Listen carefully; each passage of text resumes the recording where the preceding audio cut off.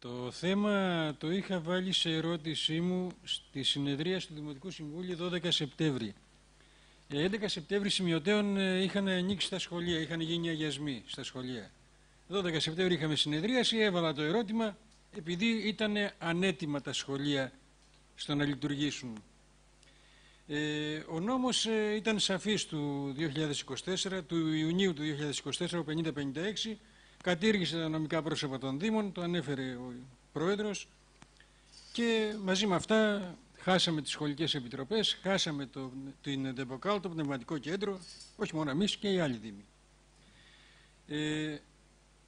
Μέχρι το τέλος του Ιουνίου του 2024, οι υποχρεώσεις του Δήμου και οι αρμοδιότητες του για τα σχολεία και των δύο βαθμίδων καλύπτονταν από τις σχολικές επιτροπές που είχαν πάρει μια παράταση ζωής. Από εκεί και πέρα ήταν υποχρεωμένος ο Δήμος να αναλάβει την λειτουργία των σχολικών μονάδων, αυτή την λειτουργία που τέλος πάντων και τις αρμοδιότητες που ασκούσαν οι σχολικές επιτροπές. Άρα ήταν γνωστή η κατάργηση των νομικών προσώπων του Δήμου με την ανάληψη των καθηκόντων από τη Νέα Δημοτική Αρχή. Φτάνουμε όμως στις αρχές Νοεμβρίου, 2 μήνες μετά την έναρξη των σχολείων, σήμερα δηλαδή, και με καθυστέρηση καταβολής της πάγιας και ανάληψη από τους διευθυντές των σχολείων της πάγιας προκαταβολής για να αντιμετωπίζουν τα καθημερινά έξοδα, και διαβάζουμε σε ανακοίνωση, σε πίνακα ανακοινώσεων σχολείου: συνάδελφοι, προσοχή, το χαρτί Α4 τελειώνει, λεφτά δεν υπάρχουν, να μην ξεμείνουμε διότι έχουμε να γράψουμε και διαγωνίσματα. Ευχαριστώ. Σε πίνακα ανακοινώσεων σχολείου, δημόσιου στη Λευκάδα. Έτσι. Αυτό πριν μια εβδομάδα. Τώρα, έχω να ρωτήσω το εξής. Απεντομώσεις και απολυμάνσεις στα σχολεία έχουν γίνει? Θα γίνουν, προγραμματίζονται?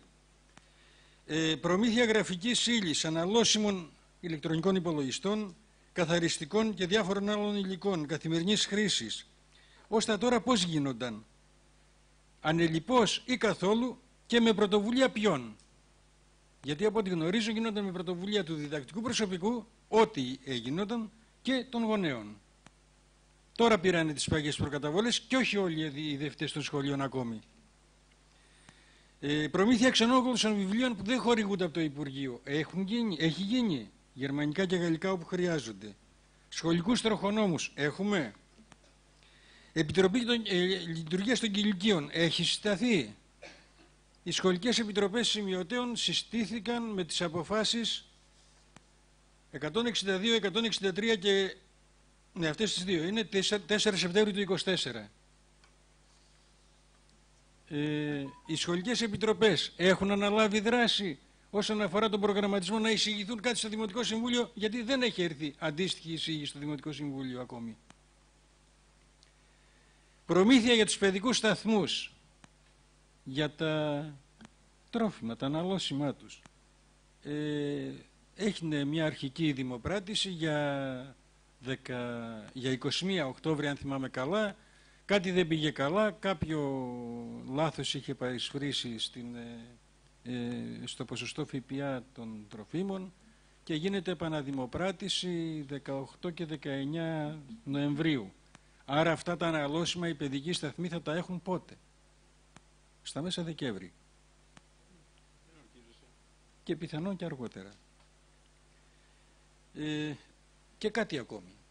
Οι σχολικές επιτροπές είχαν και κάποιον ειδικό συνεργάτη για λογιστική υποστήριξη.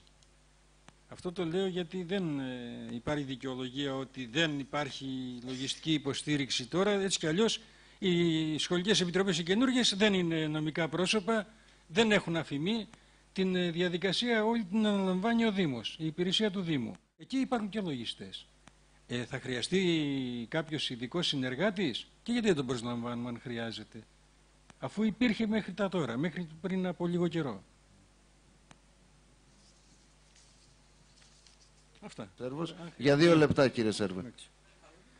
Λοιπόν, το πρόβλημα εστιάζεται από όλους μας στην κατάργηση των νομικών προσώπων των Δήμων. Εμένα, να το πω, να κάνω ένα σχόλιο γι' αυτό, πολιτικού περιεχομένου.